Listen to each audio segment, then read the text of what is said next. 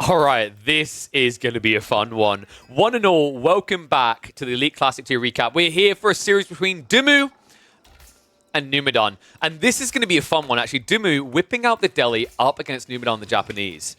Gotta say, check the draft between these two. I actually feel like Numidan got a pretty damn good draft. They're going to be playing on Holy Island, Coastal Cliffs, and here on Rocky Canyon. The draft was as follows. Numidan was able to open with the Malians, English, Mongols, and Japanese. Dimmu's reaction was DEHLI, Chinese, HRE, and Jeanne D'Arc. This opening matchup, although it takes the Japanese away as a strong tool for Holy Island for Numidan, I think this is a very oppressive matchup for the DEHLI. So far, it's been something that no player has had a clean answer to, actually. The DEHLI versus Japanese on the ladder. Last time I checked, it's like a 67, 68% win rate. In fact, I'm going to double check it today to see if it's changed at all. So DEHLI versus Japanese, 70% win rate for the Japanese. The fast castle timing, the unlocked unit types are just too oppressive for a civ like the DEHLI to deal with. And you have to remember that DEHLI is not a civ designed to dive the enemy base. It's a civ designed to basically chip away at your opponent and then force them to come out of the sacred sites. 10 minutes is far too long to wait against the Japanese. That's why it doesn't work. What's interesting is that in an attempt to solve the Japanese threat, what a lot of DEHLI players have been doing is optimizing for Castle Age builds. And I'm wondering if one of the players that actually had the best execution of that build so far is going to do it. Dimmu, if he goes Dome of Faith, we might be looking at a House of Learning build, which is an interesting approach I've noticed a few players going towards to try and solve for this fast castle issue. Going to find out soon. Going to stick on the 2x speed. Kura Storehouse is on the way from Numidan on the backside. Spawn looks pretty exposed on the goal, but it's nothing that setting an outpost or two up cannot solve for. So don't worry about this as a threat. And it is indeed going to be the fast castle build. Dimmu going for the Dome of Faith. Okay. I'm going to be totally real with you, fully transparent. I've watched high-level players do this. I've watched practically none of them succeed. The only player I've seen succeed with this build has been Dimmu. I've cast a lot of Japanese games, quite a few DEHLI ones. The fact that he's the only player who has managed to make it work is why I'm not giving up the hope they can find a way. But realistically, I think this comes down more to how Numidan is going to execute, because when I've seen high-level players play the Japanese, it seems like no matter what you do with this DEHLI build, it can't hit. Step one is going to be making sure you've got enough food for what you need to do once you arrive in the tech hub. 13 sheep is a good start, already on the berries. 10 on the other side for Numidan. Of course, the free farms are now going to start pumping. Farmhouse is being dropped. Already set up one of these, but no Tawara coming in. So Numidan is just looking for a naked fast castle. Interesting part to me is Numidan building the outpost already, even though he should have scouted in to see if there was any sort of tower victory play. Considering his position on the map as well, it's kind of neglectful to me that Numidan hasn't actually checked for what his opponent is doing. You could be saving yourself 100 wood. Doesn't sound like a lot. Actually kind of is at this stage in the game. Especially if it's a race towards Castle Age. Tawara is on the way, so we should be seeing a pull of the villagers across on the berries. As soon as Tawara completes, you are basically gathering from berries quicker than you would from sheep. So it's very optimal for these fast castle builds. I'm wondering if Dimmu done this intentionally as well. Like, this is the interesting thing to think about. With the draft, you could have picked DEHLI on Coastal Cliffs, but I think they can lose to English. I think it's a skill-based matchup there, but it's still a bit risky. This, to me, feels like Dimmu anticipating the Japanese and having some success against this with this build, hoping it's going to work for him. I'll have to see Numidan actually opening with horsemen.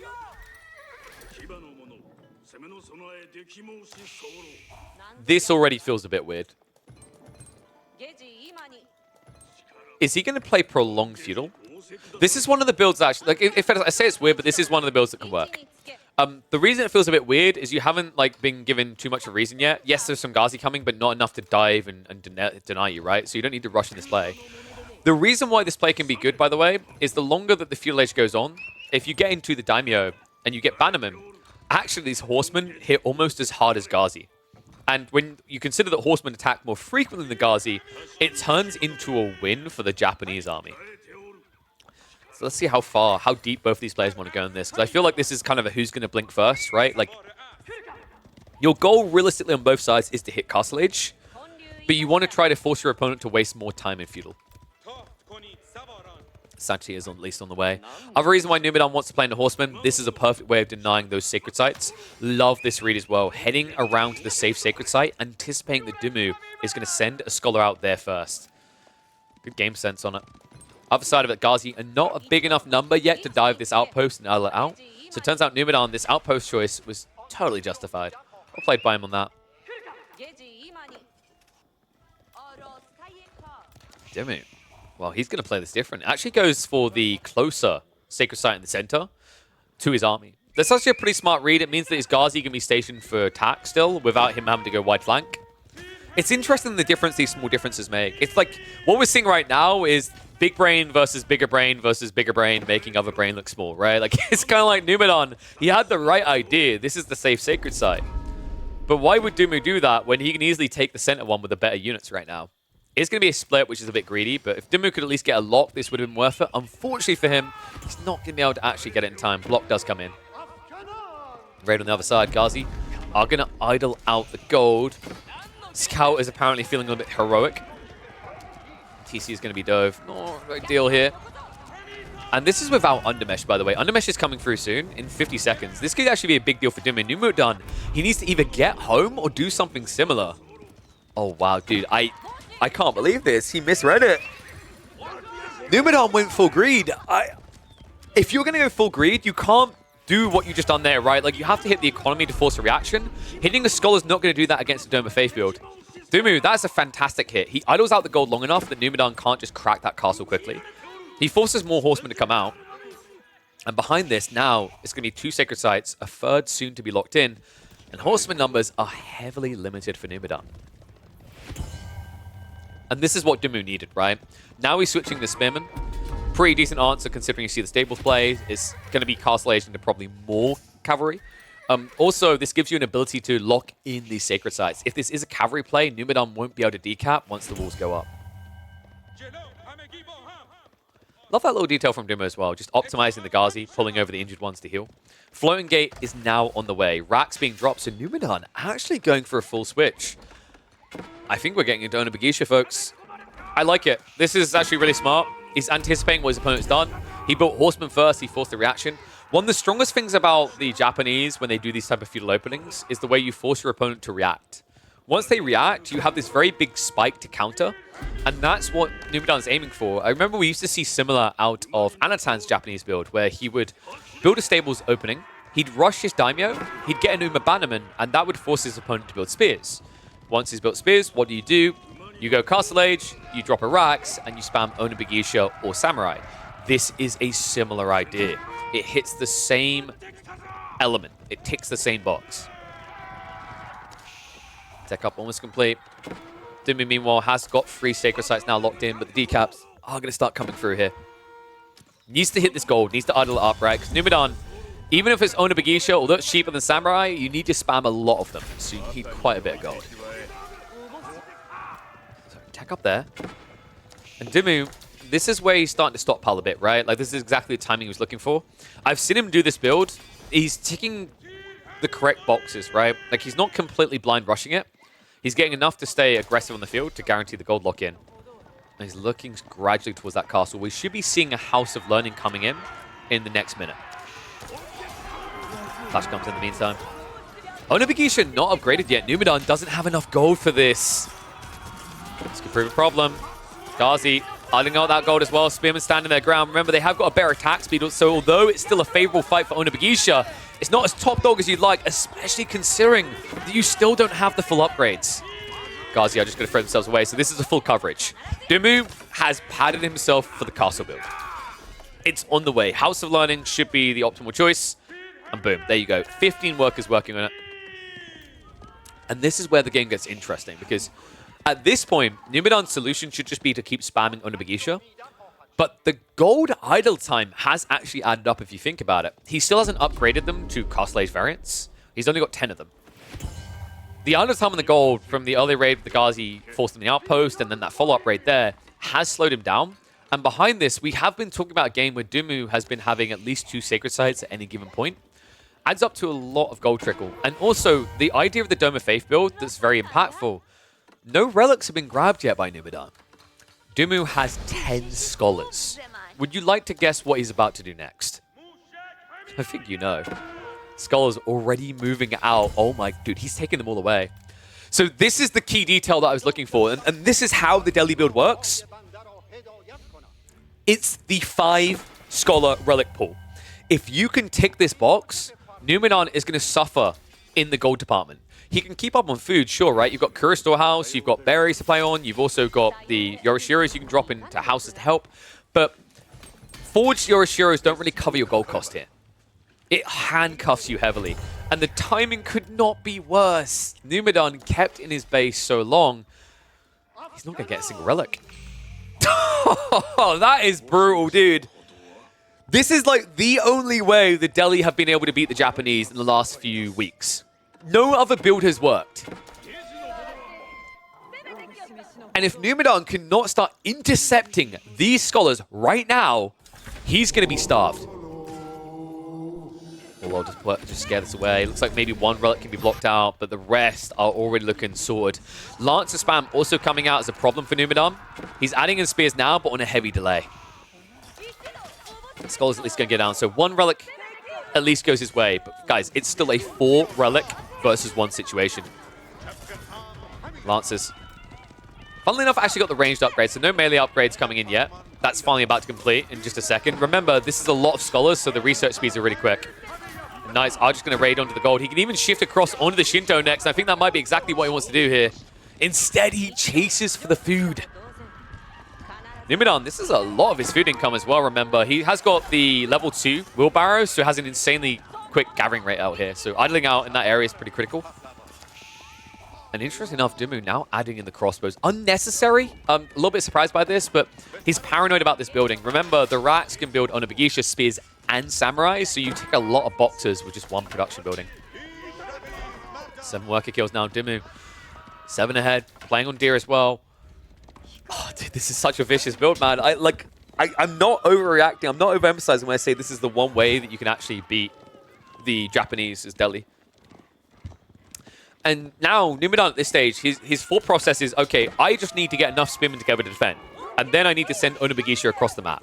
Because the issue he's suffering with right now is he's dancing to his opponent's tune. The reason why the Japanese fast castle build is so powerful is the pace it sets. It feels like you're being suffocated on the map, right? Because Mount Samurai usually mirror you out, they block you out. Mass Onobagisha flood the map, all your pocket ecos fail.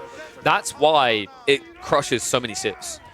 But the way that Dimu has played this, controlling the map at an early point before the Japanese can, and using that to get everything off the map that matters, means now Numidan has a critical issue. He can't reach critical mass. And even these spearmen he's building to defend with, the Lancer count is already mirroring your count. This is not a great position to find yourself in. Remember, the Japanese spears only become good once you have the Bannerman. They only become great once you have Nagayari up in Imperial Age. So right now, you just feel like a normie stiff with spears. Lancer's just banging him around. Men at arms have now arrived. And that's going to be charging the gold. Numidan has at least got 900 gold in reserve, but I'm more worried about his food right now. This is looking a bit grim. He's going to have to go wider. And that whole idea that I talked about, where, like, you know, the Japanese spread wide and shut down all your pocket ecos, Dimu now realizes that's going to play the other way. For now, it's Lancers to dive the main base, but after this, when the numbers get a bit too thin, what do you do with those Lancers? You spread out. You look on the flanks. You look for these berry patches. For now, though, finding maximum impact underneath the TC. Textiles at least minimize the losses a little bit, but we're now talking about an 11 eco lead for Dimu. Dimu, who, by the way, very crafty little nugget, he went in for the textiles before raids even came, aware of the possibility. Love that detail.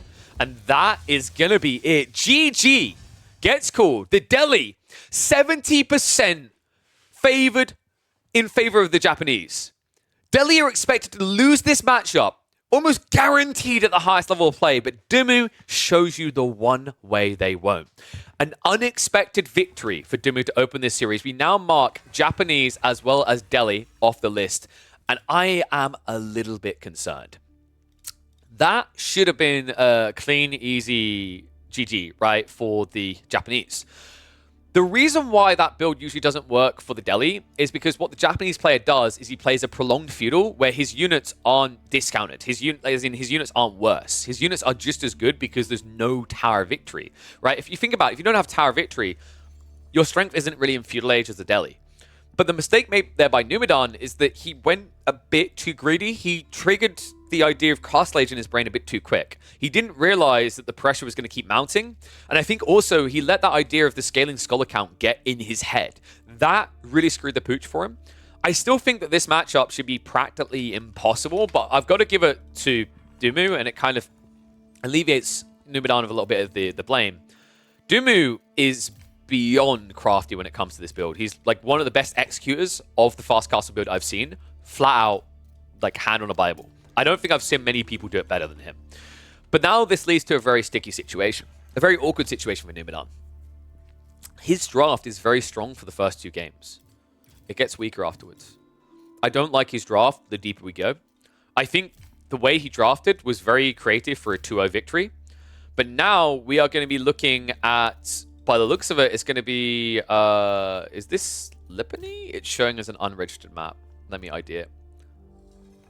Coastal Cliffs. Okay, Coastal Cliffs game 2. Dumu is going to go for his Chinese. We know he loves those Chinese. Numidan picks the Malians. I think Numidan could have went English, but the issue with going English, and this is where he was kind of handcuffed, is by going English, you wouldn't have had them for Holy Island.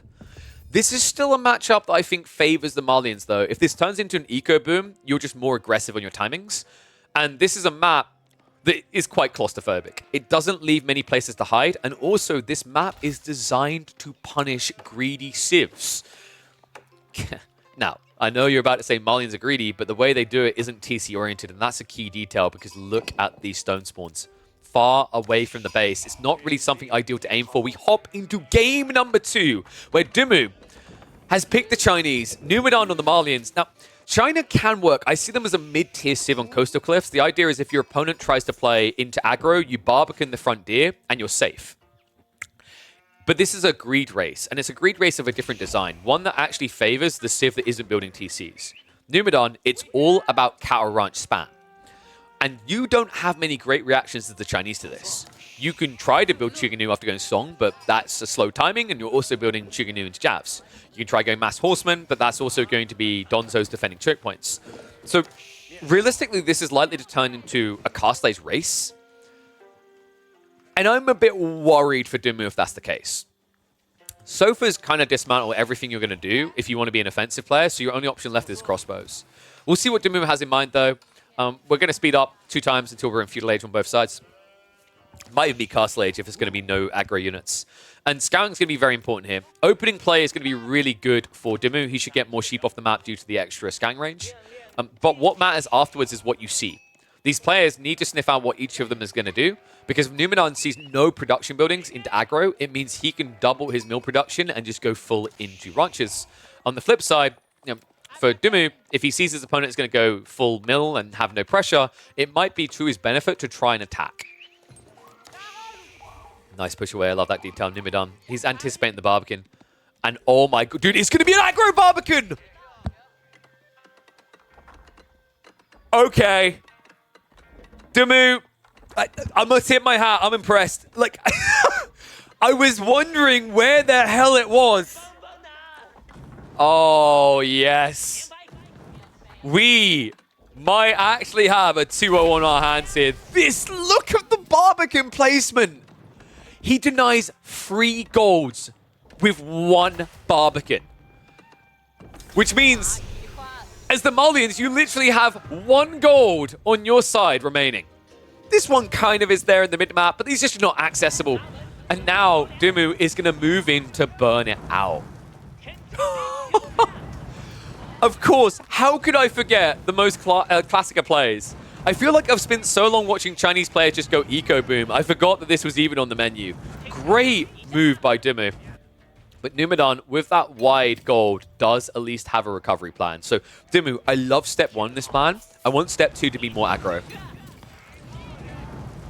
If this is Barbican and Jill, that's when I get worried. If this is non-stop aggression, deny him resources, block him out, that's when you can get a quick 2-0 GG. What a decisive move by Dimu.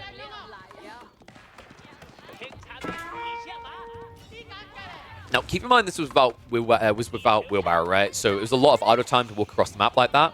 So he did mess out in that regards. But at the same time, Numidan has some eco issues. He's not even able to set up the new pit mine yet.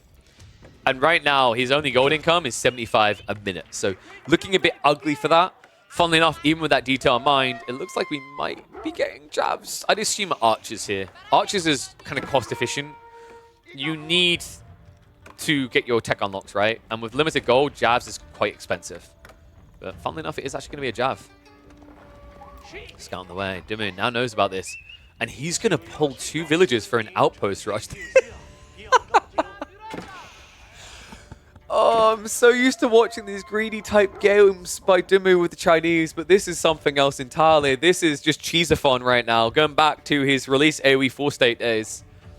It makes sense. I mean, like, you don't want to play this eco matchup. We already highlighted why. It's absolutely tragic. So Dimu, his mindset is, okay, like, if I have to start producing units, this game is kind of over. If I have to start going TC boom, this game is over. What I need to do is deny him equity on the map. Unfortunately, the javelin timing by Numidan is on point. Outpost is going to get denied. Village is going to go down. And that means that Dimu has now missed the mark with this play. Oh my god, and no wheelbarrow might be the biggest stinger of all. With the amount of food and wood that he's floating, realistically, he could have had wheelbarrow much earlier.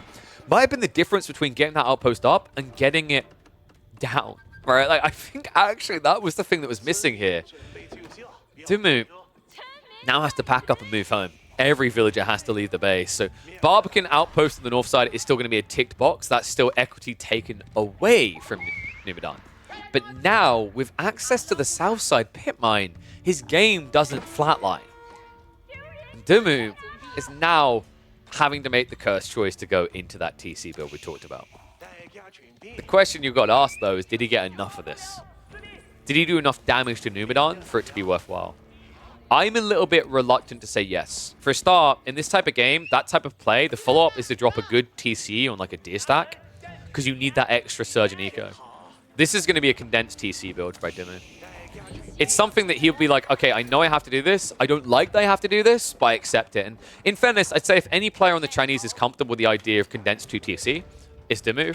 I think even in games where he has the opportunity to play pocket resources, he more so than anyone else will make this choice to keep the TC at home.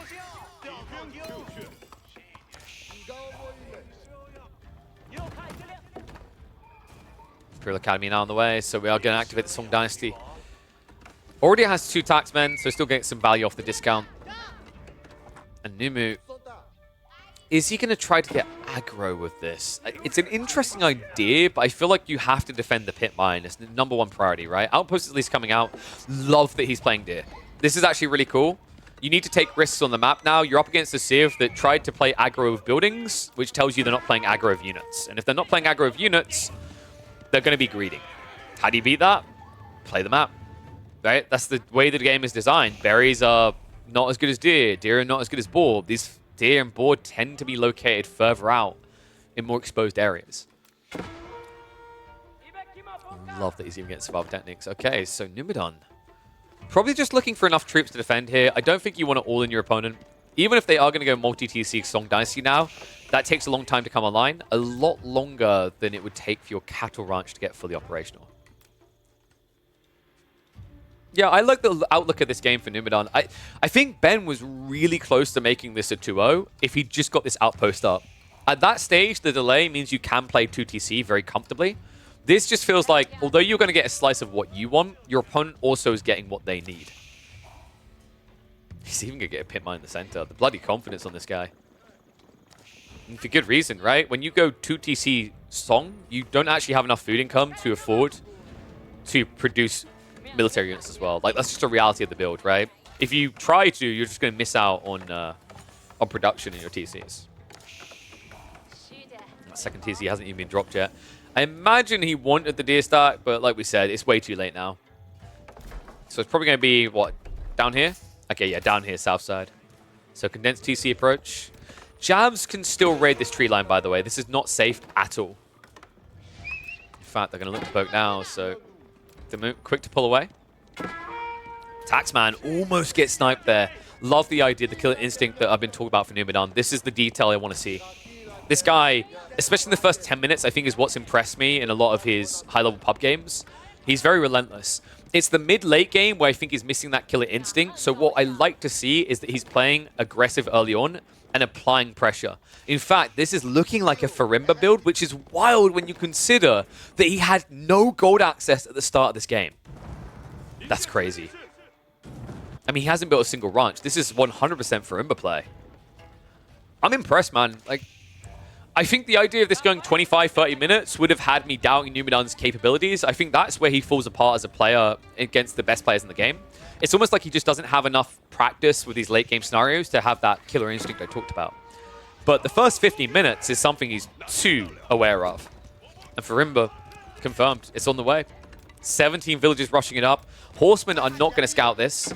They're only going to idle the eco out a little bit. Numidan, well, he has got 2 pit mines already, right? He's not going to have the third, but he does have access to relics. That's a potential play here. Remember, this is Dry Arabia Slim Fast, which means everything that remains is smooshed close together. That does include all these relics.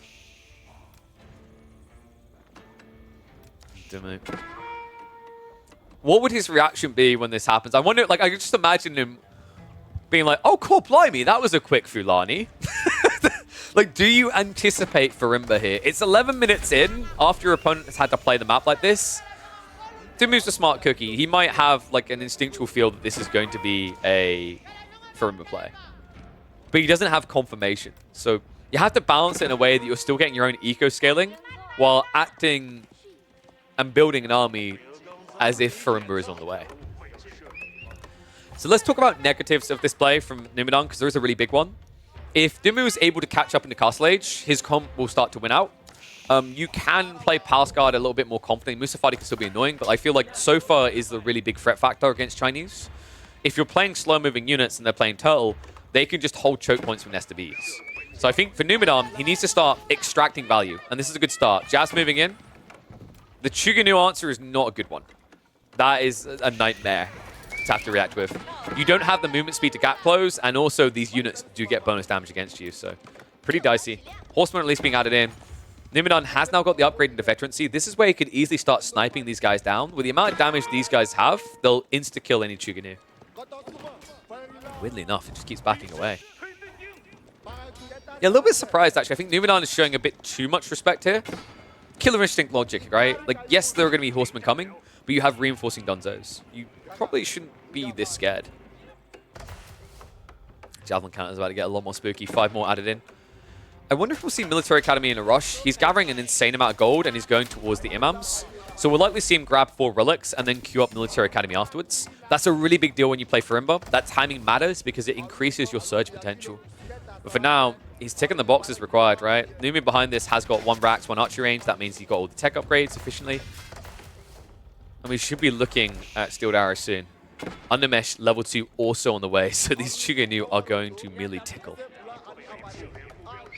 Dimu's still not ready for an age up either. So Dimu's logic is basically hold until probably about 70-75 eco, and then use the remaining food and gold to go up. He has still got the berries on the backside. He has still got the berries he try to sneak to the east. But outside that, food is becoming heavily limited. The worst thing you could have to do here, the last thing you want to have to do, is go into a farm transition before castle. That would be the killer, because this is reaching a point, this army, this comp is getting strong enough that it can dive past the TC. Oh my god, it is going to be the granary. He doesn't feel like he's got enough food. I get where he's coming from, but this just does not feel great. Flash begins. Donzo's moving in, and the horseman already dead.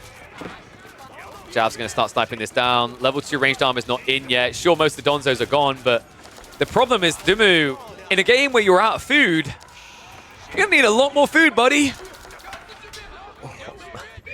And Numidan, now you just line formation this, right? Like, I think he's being a little bit overly kitey. If you just line formation, keep the Donzos back, all the Chuganu are going to die here.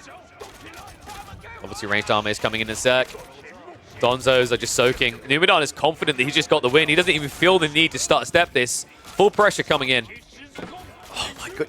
And even if it's just javelins left over, remember that, like, Dimu, he doesn't have the food for horsemen. Even if he did, they would die to this many javelins. And this is it. I mean, Numidan, unless he pulls back, this is a win, and it gets called GG. Game 2 will be strike back from the Malians. Great play by Numidan to recover a game that looked practically dead on arrival for him. That Barbican drop was such a genius move by Dimmu. It almost secured him the 2-0 victory, but instead we are going to be going the different distance here. We've got one more game. It is going to be either English or Mongols coming out for Numidan. On the other side, HRE or Jeanne D'Arc. I think you just Jeanne. I 100% think you just Jeanne here. This is the thing I highlighted about the way they drafted, is Numidan was very good for a quick 2-0 with his draft. I really liked his draft for that. This is why I expected English in game 2. But game 3... Oh, sorry, no, wait. It's game 3 is Holy Islands, right? No, so HRE. Okay, yeah. HRE English. Surge points, right? HRE come in a bit stronger at the beginning of Feudal Age. English need long feudal. So I think a really key detail to who's going to win this one comes down to the timing on which both players can find Castle Age. If Dimmu can be castle by 20 minutes, relics are on the table, right? All of a sudden you're able to play into your men-at-arms that are one of your strongest points, the heavy maces. You have a lot of solutions for the English. If this turns into a grinder on the sea, that's where Numidan is going to be favored. You know what? Let's find out. Numidan, able to strike back, able to get us to a game 3. It comes down to this. The wonderful return of Holy Island. 2 times speed to open this up. Dimmu on the left side, spawning in the purple, is going to be the HRE. I guess, like, Byzantine HRE coloring, confusing. Always weird when someone's not playing yellow with this Civ. On the other side, Numidan in the red as the English. So, Numidan, no opening into a Rax play. Not really too surprised here. I think the gathering rate with the Prelate healing, it makes it impossible to shut down the gold. You just don't want to do this. It also sacrifices your own pawn timing. Both of them have gone for a docks at practically the same time. Looks like actually Numidan got a slightly better spawn here with his positioning, right? He's got 2 deep water fish quite close by. Dimmu's are a little bit looser, but nothing too drastic. I'd say overall this spawn is fairly balanced. There are a few more maybe exposed fish for Dimmu, but they're tightly clustered, which means they're more easily defendable.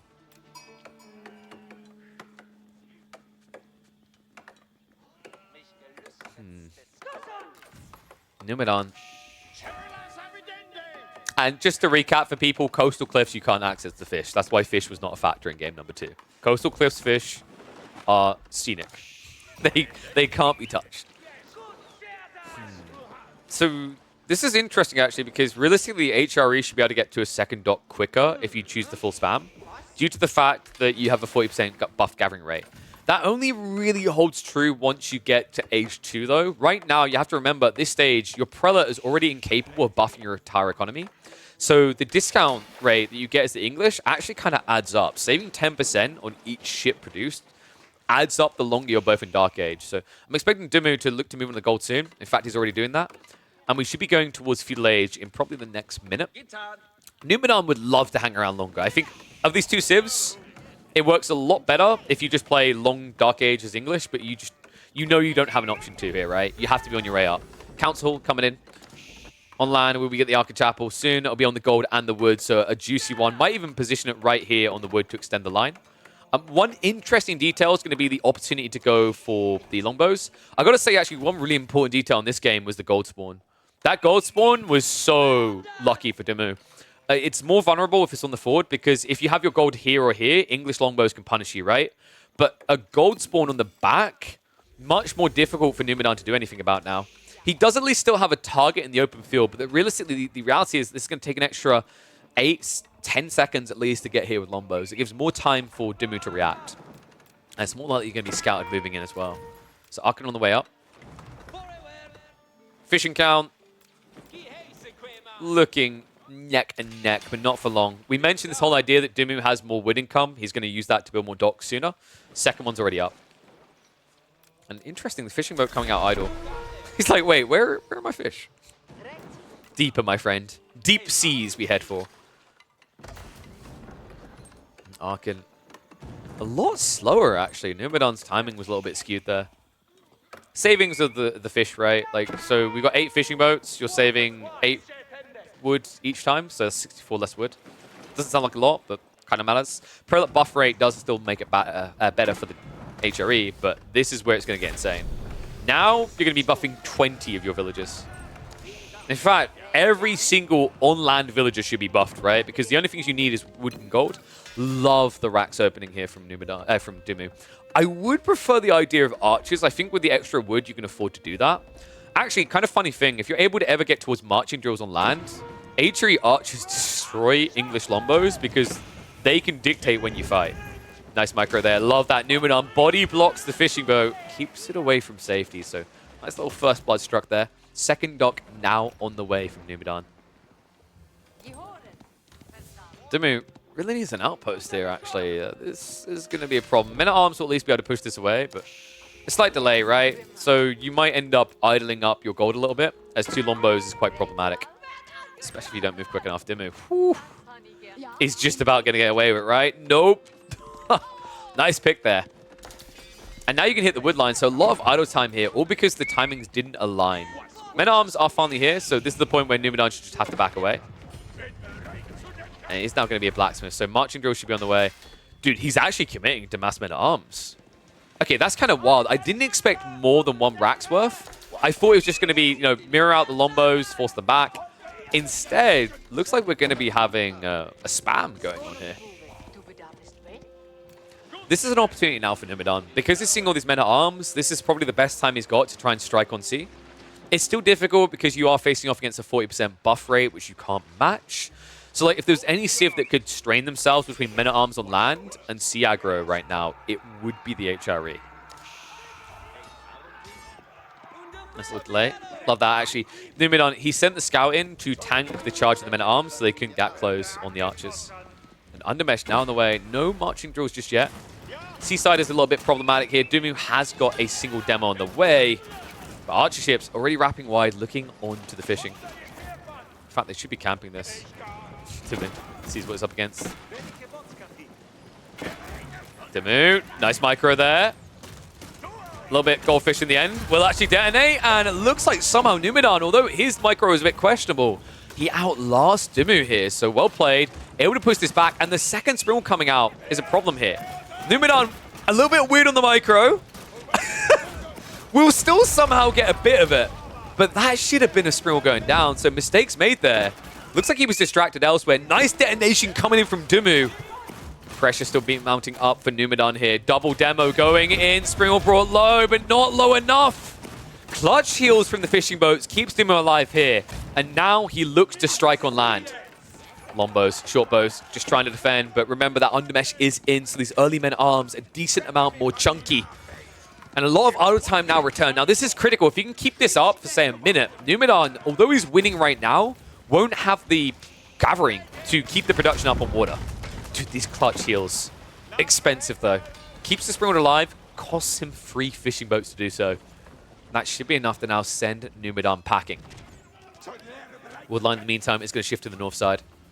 No wheelbarrow means that's very expensive for Numidan. So, Dimmu, very scrappy game between the two right now. Dimmu's probably looking back at that one. He's like, okay, this game looks like it's almost over. I'm out.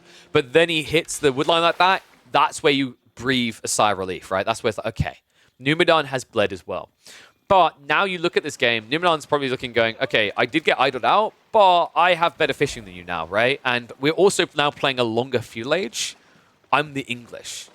Admiralty favors me the longer this goes on. It favors HRE less, actually. HRE is all about the first 10 to 15 minutes of feudal age. Because in that window, they get this buff rate with the Archon. Afterwards, that dissipates. You lose that benefit, right? The initial gold is already down 1.5k. The wood line is already thinning quicker than you know, Dimmu's wonderful bald head. It's not great the longer this happens, which is why it's important that Dimmu uses the next few minutes wisely to either get out of feudal age or get into Numidan's economy.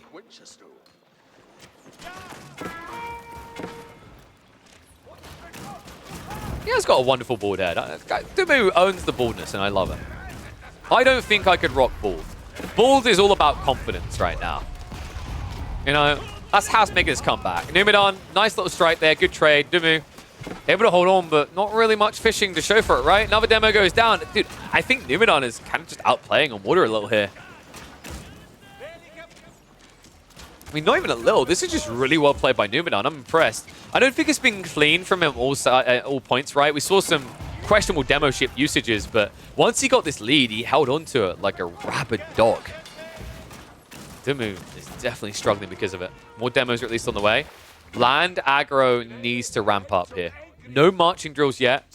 Dimu is going to dive past the TC. This is really cool. This is something you can do on water maps because what happens is the villagers aren't near the TC, so the English town center is not that threatening. But once again, idle time. Numidan's going to have to move through the gate and set up the lumber camp. That's coming at a price. Dimu's landlocked, man. I think he's lost water. And if you lose water on Holy Island, you better have a backup plan, a strong one at that. Otherwise, you've definitely lost the game. This is looking fantastic right now for Numidan. The men-at-arms have definitely been annoying, sure, but like he has his own MAA coming, and they're just as good as the HRE ones. And Lombo count with the attack speed aura is good enough that these MAA are going to get cleared up. Wow. What an impressive game out of Numidan. I mean, this is looking pretty heavily favored towards him now. I'd say like 65, 70% at this stage, right? Like, you need to clear up the docks to guarantee it, but that's now happening. Demos are coming in. He's even going to find extra value. Is it me, or has Numidan just been on point with the demos every time? It looks like he is going to get cleared up in the end because defender advantage, but still, it's all fishing gone. And on the other side of this, Numidan has got plenty of fishing left, right? He's got 10 fishing boats in total versus none. Dimu needs something, though. It looks like he's actually going to bring the fishing back out. So he's got 2 left over. He kept Garrison aside. If he could somehow reboom fishing, I'd be very impressed here. He is insulating himself. I love that he's actually accepted villagers on land need to work food. For a start, you're just like completely dry. And for another thing, if you want to win this, you have to keep the men-at-arms spam going. You could transition into archers. I actually really like archers with marching drills. I think they just destroy the English. The problem in this game is if some wolves go up, palisades, like they'll just instantly cancel you and your game's over, right? So men-at-arms still gives you a little bit of flexibility with that. Numidan once again on his way back. The grand fleet of Benny Boy is not looking grand today, I've got to say. So let's put ourselves in the minds of Dimu here. Game definitely looking rough. You've still got to worry about the fishing eco, and you know you've got a limited lifeline on the Arkan Chapel before it runs out. He's going to try to chip away at the land situation, I think. He's building just enough navy to keep his opponent contested, but his real goal here is to get men-at-arms together to flood the land. Because realistically, your recovery arc here, as the HRE, the reason why you dominate water is because of how good your land eco is. So the idea of actually pivoting away from water onto land isn't terrible if you think about it. The Arkan Chapel is going to be the keystone to your strategy of recovery here. If you can edge out a very big eco lead on land, one that equals the amount of fishing going on for Numidan, it means you've drawn the game back to even. At that stage, you can kind of abandon fishing and not care about it and just play full land. But it does mean in the meantime, you have to keep scrapping like this for another 5-6 minutes until the men-at-arms actually find their licks. 12 MAA now moving in. This could be big if he's quick about it, but it's tough. He's going to have to catch Numidan distracted. Demo ship from the back. Oh, Dimu, no! He selected all Navy. That would have been such a sick backstab there. Unfortunately, select all Navy was not his friend in that one. Still, we have got 3 demos remaining. This should be enough to hold on. And Numidan, the greedy mother ducker, he's going for the tech up. This might be Numidan's way back in the game. Dimu's way in the back of the game, rather. Dimu, right now, like, if he just dives this, if he sees this, Numidan has problems. Village is being targeted. Time going to be achieved here, and they're going to lead him straight towards the King's Palace. He needs to pull them away from that. Numidan seeking shelter inside the TC. Dimu going to keep diving. He sees it. He knows. Numidan caught with his hand in the cookie jar. A filthy little Smeagol might die tonight. Numidan now has to just flood away from this back towards the tree line. A lot of idle time achieved here, and Dimu behind this is now ready for Castle Age.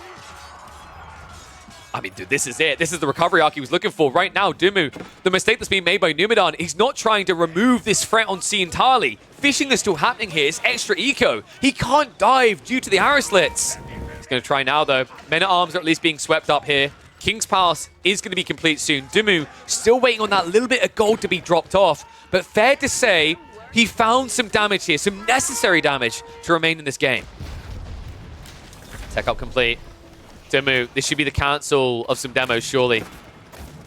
Numidan should not be able to dive into the docks with arrow slits on both. You just need to get towards Castle Age now because this is now a race for relics. All ships getting sniped down. Spring ship just about staying alive. Demo is getting dodged out, but now Numidan, too much damage done there. He cannot dive again. So Dumu doesn't need more ships right now. He just needs an age up. Age up should be coming in soon. Last of the gold being dropped off. Where is he gathering? Wow, he's gathering gold all the way out here. So Regnit's being plopped in the middle of nowhere, but this is because he just needs the relics as quickly as possible. And this puts him between three. Numidan, the thing I'd love to see on the other side, yeah, Monastery straight away into the Monks. You need to contest this. This game is now going to be defined by relics. If you can block 3 relics away from Dumu, you are a mile ahead. If he gets more, you're in trouble because you still have not cleared up the fishing. He's back at it again. Dumu's like a cockroach in this game, and I love it. Like, the fishing just never dies.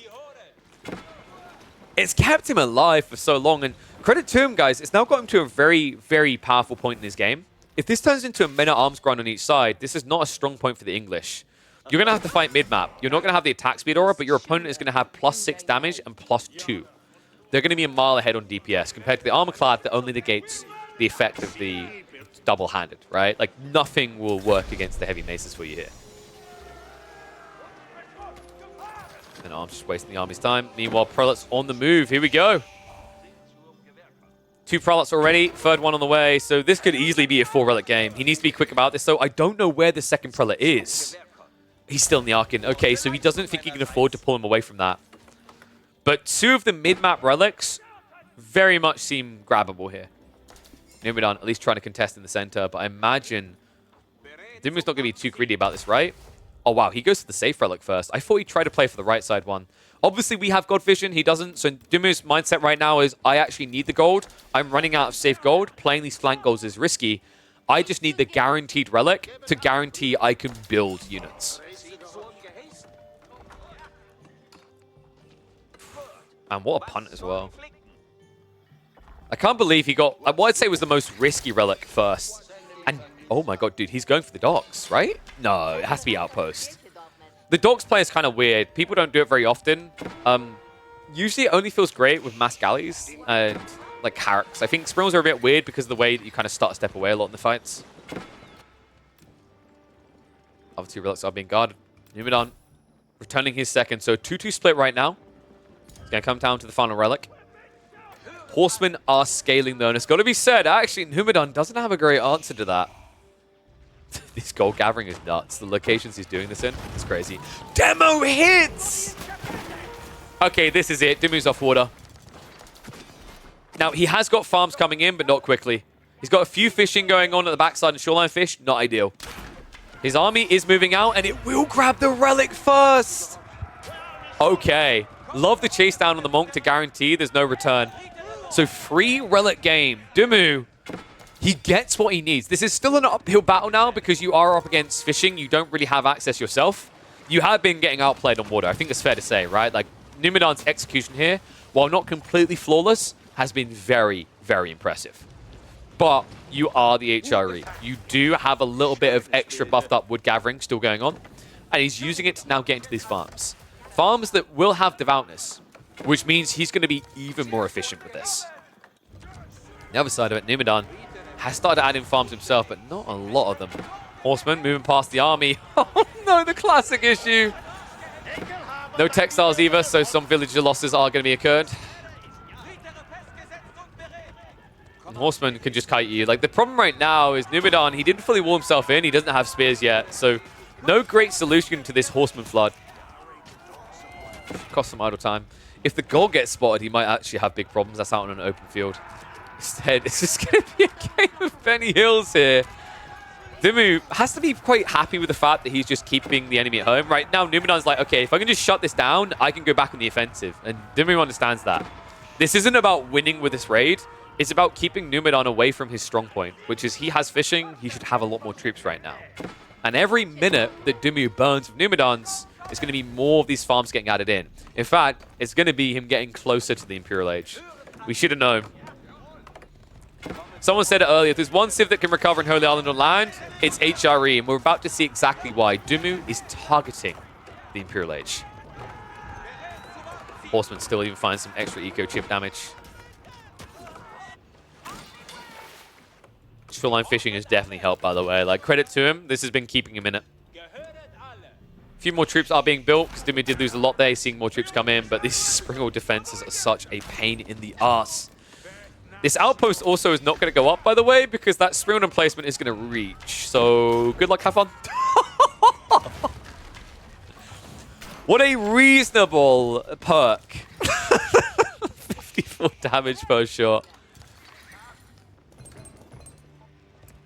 Now, the one weakness of what Dimu's done here is this isn't daisy chained in, but I think he's going to fix that. I'm expecting a Palace of Swabia maybe over here on the gold. That'll give him E-repairs in the area. At that point, Numidan can't rush down these defenses. Demo's at least trying to finish this off. Villagers are going to pull away. And that means Doc's kept alive. Numidan has to come in again. So Doc is now gone. There is still one left over. Has got arrow slits. So fair to say Numidan, it's kind of annoying, right? Like, he's done everything right, but the arrow slits has made him waste so much time. So much investment on still taking out the sea threat permanently. It's been to Dimu's credit. His food does need to scale more. It looks like he actually played away from the idea of just going Imperial because he saw the size of the army. But we're reaching a stage now where it's very doable, right? Like, you've got good old gold access. Dimu has a record for doing this, over booming gold a lot and then just triggering it, where he'll look to just gather food all of a sudden. And then when he completes his tech up, he'll have everything he needs for all the elite upgrades. He could even think about dropping a marketplace in this game, actually. In fact, he's got it. So yeah, we might be seeing some food buying going on soon. Numidan, meanwhile, is not ready on land. 2 farm clusters. Obviously has fishing going on. That's always going to be a thing. But both of these civs suffer the same fate as the game goes on, which is fishing isn't as ideal as land, right? Like, for the English, it's about the fact that these farms make you as efficient as fishing by the time you're castle age. Then you go imp age, you get gold. On the other side, Dimu, do I really need to introduce you to the power of the HRE Archon? This thing is insane. And here it is. Palace of Swabia now on the way. It's going to be over towards the gold. Safer than we expected, but makes sense when you consider that Numidan has an army patrolling around. And the beautiful thing about playing as the HRE with those relics, you know, everyone always talks about the weapon damage and range. I always like to highlight the sight. The sight is absurd. Look how far he sees due to this outpost here. It blocks half of the routes Numidan could take. Wait, is Numidan dude, Numidan's trying for an aggro Berkshire. What? No, it can't be, right? He's going to set up an outpost and probably a Berkshire behind this. This is so greedy. Triple outpost coming out over here for Dimu to secure the big golds. Men-at-arms are on the way. If Numidan tries for a central Berkshire, it's not going to end well. His army is kind of scary, but the men-at-arms numbers are flooding, right? Military Academy is coming in. And now, tech up complete. Cheaper villages and also enough farms to afford what comes next. This is a scary point in the game for Numidan. Horseman also still raiding his farms, slowing down the food income. And he doesn't have a great answer. 2 Spitmen in here means he's going to lose a lot of eco on the back, a point in the game where you can't afford any losses. And the problem is this, the wall going down. He's finally going to fix it. Dimu, by the way, look at the strike back. He says, I'm not done on the sea yet, boyo.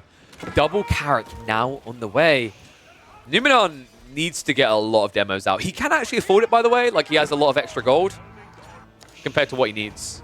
But it is going to make him weaker to get elite status.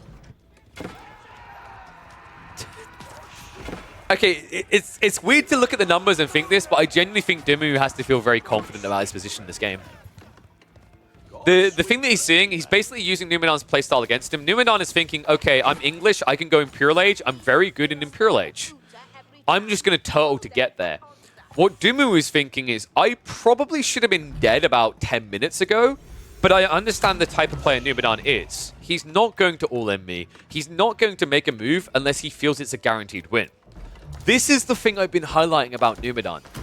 The killer instinct isn't there at these critical moments.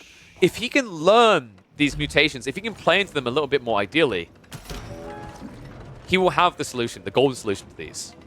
But right now, this is you just essentially allowing Dumu a recovery arc that shouldn't have existed about 5 minutes ago. Double Carrack now moving in. Numidan, the box shit is going to go up in the center. Does not deny the gold, and that's important. Right now, it doesn't deny either gold, so Dumu has a long runway in this game, especially with the 3 relics on top of it. Carrack's now moving in. Numidan looking for his own counter Carracks to come out here. Even going into the Incinerary ship's increased range, but the Carracks are going to find their wallop. So Numidan is about to lose a lot of extra food in the game where he just went imp with 3 farm clusters. Oh, man. You hate to see it.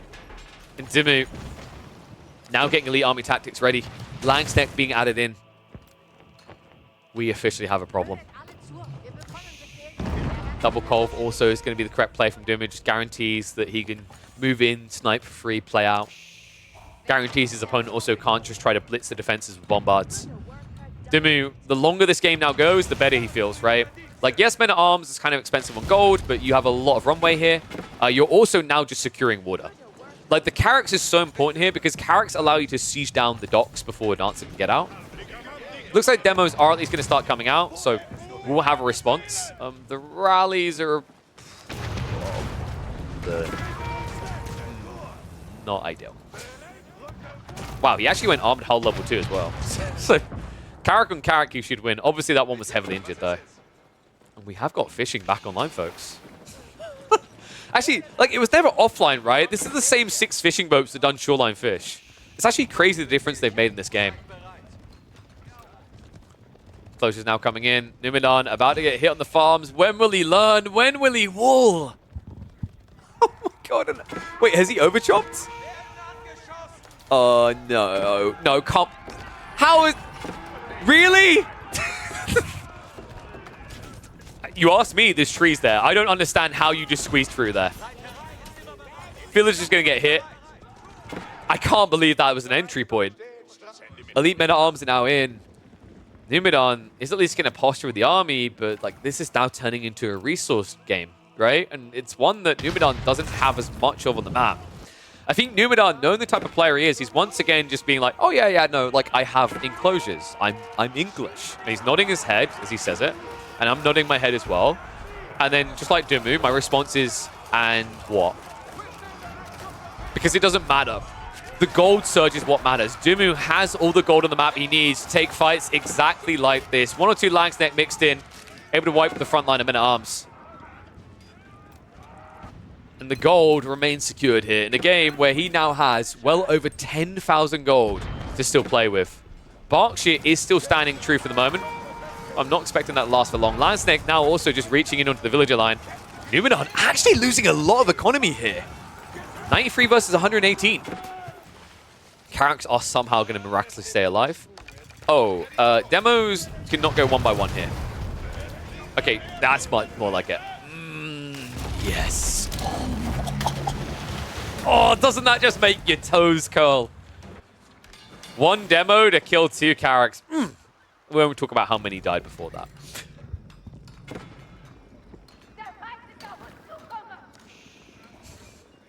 It's a calming moment here. Dumu pretty much reaching late game economy stage, right? Like the Arkan Chapel. He's only at 28. He could set up more. I think like there's definitely wiggle room for additional food income here. But he's throwing a lot of surplus at the moment. I think gold's his bigger priority because adding in Langsneck, adding in Siege is probably how he's going to break this army. Meanwhile, the shot trigger choice by Numidan is kind of an awkward one here. Without Siege works, these Culverins will destroy you. Horseman now looking to break. Oh, dude, if Numidan just had some stone walls, we'd be looking at a very different game, right? And you might be like, oh, but yeah, Ben doesn't have stone walls. But Dumu's mind is, why would I ever need stone walls? My opponent is building Ben Arms. Like, there's no flood-through threat. if he builds Men-at-Arms, I'll mirror Men-at-Arms and I'll win that. So like, if this was a cav-on-cav game, you'd have a very different dynamic here. It's not the case though. 3 Culverins, just basically Barrett 50 cows to kill units. Villagers caught in the gold. Wait, what? There's no way Numidan just tried that. Like, he knew about the outpost. I can't believe he just tried that. Oh my god, and he just showed how desperate he is for gold, right? Like, he doesn't have long-term secure access to it. Berkshire already down to half HP as well. It's looking like he is going to end up losing the strongest defense. Once this Berkshire goes down, the floodgates open. And the army tactics now on the way for Numidan, but they are 1 minute and 20 seconds away. I don't think he's got 1 minute and 20 seconds before this fight commences. Biology Horsemen now wrapping around the backside. Men-at-Arms ready to dive down the center. Culverins are sniping out the military units one by one, and the Berkshire is officially dead. Fishing is all gone. He's only on land, and now the Horsemen raid in. Numidan only has 13 spears for this. And they're completely out of position. Dimmu. Rohirrim has arrived, and they are ready to reap some souls. Numidan, this is the killing blow. Gold was already a limiting issue. Food alongside it about to plummet as the enclosures is going to shut down. And this army is just getting picked apart. Men-at-Arms trading out. Culverins have been sniping him down bit by bit. This is just unsustainable now for Numidan. Dimmu moving in. The shortbows get pulled out, and that is Numidan now losing even more economy. I mean, textiles all you want here, right? But these guys hit for 16 per stab. And it's quite the stab you've taken. Down to 80 economy. Dimmu now about 120. A rough game, a game that looked like it should have been over at 15 minutes, but Dimmu trusted in the power of the HRE. He trusted in the slow but methodical approach of Numidan to find this unsuspected turnaround, this clutch recovery to make for an amazing closer to this series. Now it's undeniable. Numidan out of gold, out of time really, and Dimmu fully fledged and ready to rock and roll. Crazy game. I think Numidan, like, I hope he reviews these games in prep for the second weekend. I think it's looking very difficult for him to make playoffs, but wins equal more money, $25 per win in each series. On top of that, bit better placement, bit better money. I think the biggest lesson is that killing blow, that killing instinct needs to come through, but Numidan, hesitation may have killed him, allowing Dimmu with a weaker economy to set the pace, set him up for a destruction. What an amazing recovery, though. Big shout out to Dimmu. Love to see this. Benny Boy, I think he needed the points because he had a few split series.